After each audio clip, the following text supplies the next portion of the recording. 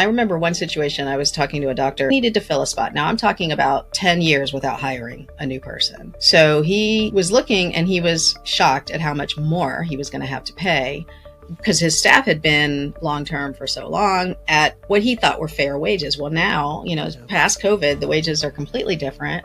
And so he said, well, if I give this person what is standard now, I've got to bring up everybody else. I can't sleep at night knowing they make this. And he said, where do I go to find out what the wages are? And I just thought, is there a better place to go to? Like, where do you go to find out if you're being competitive? Yeah, that one's a tough one because it varies so much from region to region in the country. And of course, it depends on all the skill sets the person brings and so on.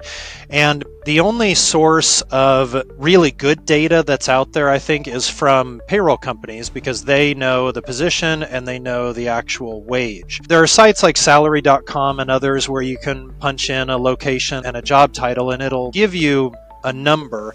I think they're getting their data more from national averages and then trying to adjust it based on cost of living. So maybe that's accurate, maybe it's not. I mean, I always tell people, feel free to review the job postings in your area, whether it's once a month or, on some kind of interval. And, not everyone posts the job salary or ranges. There are parts of the country in some states where you are now required to post at least what the wage range is in all job postings. That tends to be in more of the states like New York and California and some of the more legislative states. But yeah, review that. Any colleagues you have, I've always said if you could do some sort of semi-anonymous thing where maybe a specialist in the area volunteers to kind of be the clearinghouse where everyone submits what their salaries are to the specialist, they kind of anonymize the data and then share it with anyone that participated. Then you would get stuff in that geographic region and have a sense of it. So I think there's some creative ways to get it, but I don't really know of a real tried and true thing where anywhere in the country you just pull up this website, bam, you've got really great data.